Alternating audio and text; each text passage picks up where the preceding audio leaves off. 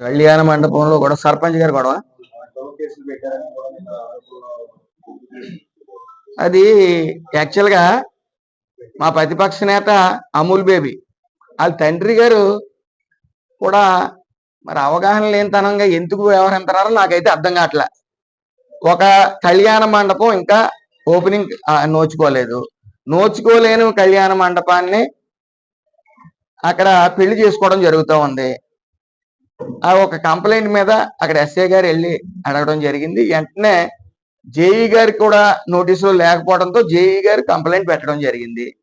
ఇలాగా సర్పంచ్ గారు దాని నిమిత్తం పెళ్లి కార్డు ఇది. అలాగే సర్పంచ్ గారు తాళాలు లాగేసుకున్నారని చెప్పి కాంట్రాక్టర్ చెప్పడం జరిగింది. అట్ ద సేమ్ టైం నా సమక్షంలోనే సర్పంచ్ గారు తీసేసుకోవడం జరిగింది, చెప్పడం జరిగింది తీసేసుకున్నారని. అలాగే సెక్రటరీ గారు కూడా ఆవిడ రికార్డెడ్ గా సర్పంచ్ గారు తీసేసుకున్నారు, ఆవిడ నోటీసులోనే ఉందన్నారు. ఇదిగో పెళ్లికి అనుమతి, పెళ్లి జరిగిన రోజు పెళ్లి కూతురు పెళ్లి కొడుకు పెళ్లి కార్డు ఇది. అట్ ద సేమ్ టైం ఇది పర్మిషన్ ఉంది. ఇదిగో ఈ పర్మిషన్ పెట్టారు. పెళ్లి కొడుకు వాళ్ళు సర్పంచ్ గారిని అడ్రస్ చేస్తూ మాకు అనుమతి ఇవ్వండి అని ఒక అర్జీ పెట్టారు. ఆవిడ ఎట్టింది 20,000 తీసుకుంది.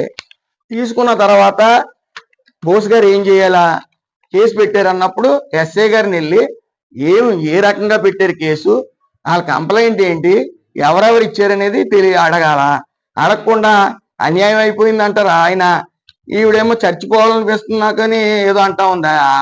ఏది నేనేదో ఉన్మాదన్నాను ఏదో. ఇది ఆధారాలు లేని అభియోగాలు చేస్తే ఎలా? ఆవిడ ఎవరో కూడా నాకు సరిగ్గా తెలియదు. ఆవిడ ఏదో పార్టీలోకి నన్ను ఆహ్వానించారు. ఆవిడ ఏంటండి, ఆవిడ ఎవరిని ఎలా నగ్గిందో వెంకటాయపాలెంలో అందరికీ తెలుసు. అక్కడ బడా నాయకుడు ఉన్నాడు, ఓ బడా నాయకుడు వైసీపీలో ఉన్నాడు, ఎమ్మెల్సీ గారు, ఆయన నగ్గించుకున్నాడు. ఆయన ప్రభావంతో ఈవిడ నగ్గింది. ఈవిడ వెనకాల ఇద్దరు కూడా ఉంటారని అందరికీ తెలుసు. పైగా మాకు అక్కడ ఎంపీటీసీ ఉన్నారు వెంకటేశ్వరి గారు, ఆవిడ 153 ఓట్లతో మెజార్టీతో నగ్గింది ఆవిడ. అలాంటి నాయకురాలను వదిలేసుకుని ఈవిడ ఎందుకండి మాకు? అసలు నేను అధికారంలోకి వచ్చిన తర్వాత ప్రెస్ ముఖంగా నేను స్టేట్మెంట్ ఇచ్చాను, వైసీపీ వాళ్ళకి గేట్లు మూసేసాం, మేము ఎవరో తీసుకోమని. ఈవిడ ఏ స్థాయి నాయకురాలని ఈవిడిని ఆహ్వానించేస్తాం మేము? అభియోగాలు చేసేసారంటున్నారు. ఎందుకు చేసాం? ఇప్పుడు ఎమోషనల్ బ్లాక్మెయిల్ చేస్తా ఉన్నారు. ఎమోషనల్ బ్లాక్మెయిల్ ఏంటి, నేను చచ్చిపోతాను అయ్యాను. అసలు తప్పులు చేసి చచ్చిపోతానని మాట్లాడటం ఏంటండి అసలు? ఇదిగో రికార్డెడ్ గా అన్ని రికార్డెడ్ గా ఉన్నాయి. ప్రూఫ్స్ చూపించమనండి. ఆవిడ లేదని వాళ్ళ భర్త గారు అక్కడే తిరుగుతూ ఉన్నారు. పోలీసు వెళ్ళేటప్పటికి ఆయన సిగ్నల్ కూడా తీసుకోవడం జరిగింది. ఆయనకి పని ఏంటి, ఆడికి సచివాలయంలోకి వెళ్ళి జూనియర్ అసిస్టెంట్ మీద కేకలేసేస్తున్నాడు భర్త.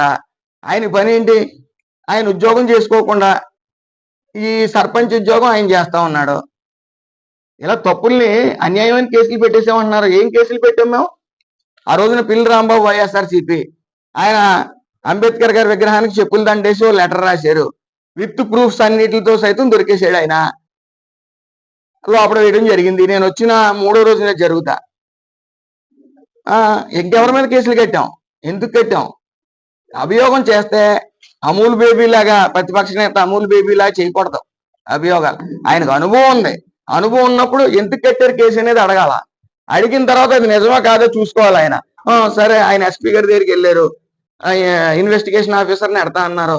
వాళ్ళు దాంతో సాటిస్ఫై అయ్యారు, మేము సాటిస్ఫైడ్. ఇందులో ఎవరికి కక్ష ఉంది? ఆవిడంటే ఇన్వెస్టిగేషన్ ఆఫీసర్ మళ్ళీ ఇన్వెస్టిగేషన్ చేస్తారు. తప్పు ఉంటే శిక్ష ఖచ్చితంగా ఆ శిక్షార్హురాలు ఆవిడ్ని కోర్టుకి సబ్మిట్ చేయడం జరుగుతుంది. అందులో ఏ విధమైన సందేహం లేదు. దీన్ని పెద్ద ఇష్యూ చేసి ఆమరణ నిరాహార దీక్ష ఎందుకండి? ఆడ పెళ్లి జరగడం వాస్తవం కాదా? అక్కడ ఎవరు ఇచ్చారండి? కాంట్రాక్టర్ చేతిలోంచి డైరెక్ట్ గా లాగేసుకుంది నా తాళం అని చెప్పి ఆయన అన్నాడు. జేఈ గారిని వెంటనే అంటే ఏమంటే లాగేసుకున్నారు వాస్తవం, నాకు ఇవ్వలేదు, పెళ్లి చేస్తారని అనుకోలేదు నేను అని చెప్పి కంప్లైంట్ ఇవ్వడం జరిగింది. సెక్రటరీ గారు కంప్లైంట్ ఇవ్వడం జరిగింది. ఎవరు ఇందులో దోషులు? ఎవరు? పెళ్లి ఎవరో అనుమతి ఇచ్చారు? ఈ పెళ్లి కొడుకు పెళ్లి కూతురు తండ్రిని వెళ్ళి అడగటం రికార్డెడ్ గా, వాళ్ళ దగ్గర నుంచి కూడా స్టేట్మెంట్ తీసుకోవడం జరిగింది. సర్పంచ్ గారు ఇచ్చారు, 20,000 ఇచ్చామని చెప్పి.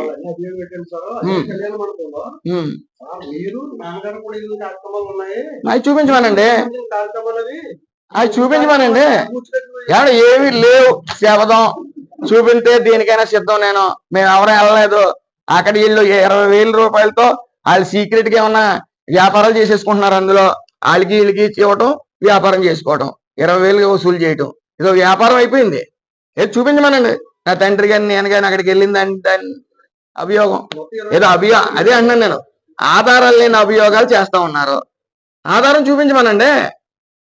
నేను ఇన్స్పెక్షన్కి వెళ్ళాను, అక్కడ వర్క్ ఎంతవరకు అయ్యిందని. వాళ్ళ వర్క్ ఇంకా కంప్లీట్ గా అండి. అక్కడ ఆవిడ సర్పంచ్, ఆవిడ తాళాలు తీసుకుందని చెప్తున్నారు.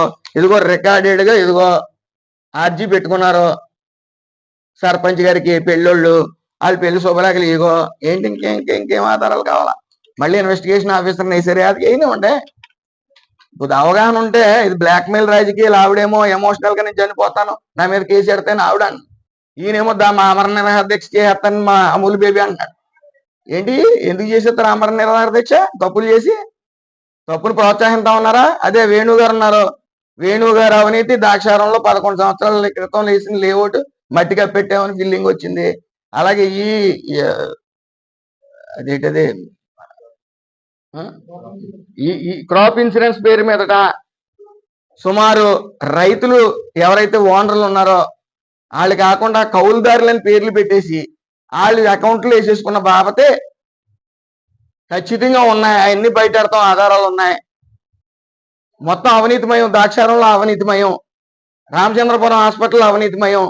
నేను వచ్చిన తర్వాత ద్రాక్షారం ప్రక్షాళన చేయడం జరిగింది. అలాగే ఈవో సస్పెండ్ అవడం జరిగింది. అందులో ఉద్యోగులు 3 సస్పెండ్ అవడం జరిగింది. వాళ్ళు ఇంటర్నెట్ కట్ చేసేయటం, ఆ స్లిప్ మీద 15 మంది వస్తున్నారు, 20 మంది వస్తున్నారు అని స్లిప్ మీద రాసేసి డబ్బులు వసూలు చేసి పంపేయటం. దానికి ఓటా నాయకులకి. మరి ఎవరో తీసుకుని వచ్చింది, ఎవరో వేణుగోపాలకృష్ణ తీసుకుని వచ్చింది ఎవరో, ఈయన బోస్ గారు కాదా? అంటే మరి బోస్ గారు ఆ నీతి పరుడని చెప్పుకుంటా ఇన్నాళ్ళు అవినీతి జరుగుతున్నప్పుడు ఎందుకు ఊరుకున్నాడు ఆయన? లేదు, అవినీతి జరగలేదు చెప్పమనండి. తండ్రి కొడుకులు ఇద్దరిని వచ్చి మా వేణు చాలా నీతి పరుడని చెప్పమనండి. నేను ఆధారాలు మొత్తం చూపించాను.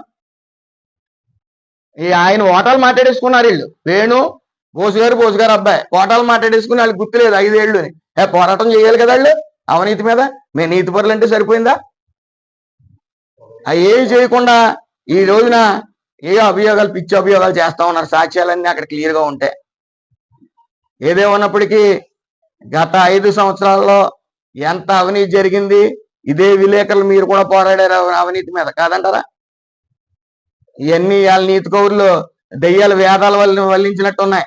ఆ రోజు వేణు గారిని తీసుకుని వచ్చి పెట్టి ఓటాలు పంచుకున్నారు. ఏ రోజన్నా మాట్లాడారా అవినీతి మీద? బోస్ గారు రాజ్యసభ సభ్యుడు అయ్యుండే ఈ అమూల్ బేబీకి ఏమీ తెలియదు, మనకందరికీ తెలుసు. మా డాడీ మా అంకుల్ అంటానే తిరిగాడు ఎలక్షన్లో. లాస్ట్ ఓడిపోయిన తర్వాత 3 సార్లు తిరిగాను, 4 సార్లు తిరిగాను, ప్రజలను మోసం చేశారు అన్నాడు. ఇది అవగాహన. ఏదేమైనప్పటికీ గత 5 ఏళ్లలో ఏ అవినీతి జరిగిందో క్లుప్తంగా మా దగ్గర డీటెయిల్స్ ఉన్నాయి. అవన్నీ కూడా లేఅవుట్లు, జగనన్న లేఅవుట్లో జరగని అవినీతి లేదు. 10 సెంట్లు కూడా వాళ్ళ తాలూకా వాళ్ళకి రాసుకున్నారు. అన్ని ఆధారాలు మా దగ్గర ఉన్నాయి. మొత్తం అన్ని ఆధారాలతోని విజిలెన్స్ కప్ చెప్పడం జరుగుతుంది.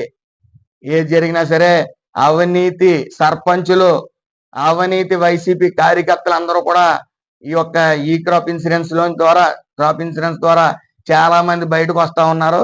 అవి వేధింపులు కాదు, అక్రమ కేసులు కాదు. ఏదన్నా సరే మీరు ప్రెస్ గా మీరు క్షుణ్ణంగా పరిశీలించండి.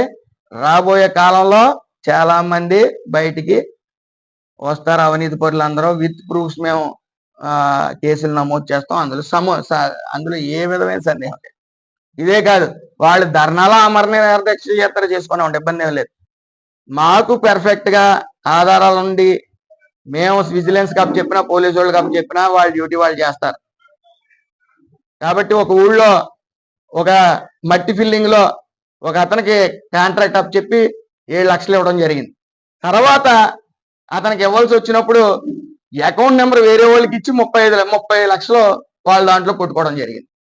ఇవన్నీ స్కాములు కూడా అతి త్వరలో మీకు పేపర్ పూర్వకంగా ఇస్తాం, అందులో సందేహం లేదు. మళ్ళీ చెప్తా ఉన్నాం, చంద్రబాబు నాయుడు గారు మాకు ఒకటే చెప్పారు, అవినీతి ఏదైతే కక్ష సాధింపు చర్యలు వద్దు, అవినీతి చేసిన వాళ్ళని ఎవరిని వదలవద్దని చెప్పారు. విత్ ప్రూఫ్స్ అన్ని అవినీతిమయమైపోయిన ఈ రామచంద్రపురం నియోజకవర్గం విత్ ప్రూఫ్స్ అన్ని కూడా మేము ఈ ప్రెస్ ముఖంగా అతి త్వరలోనే పెడతాం.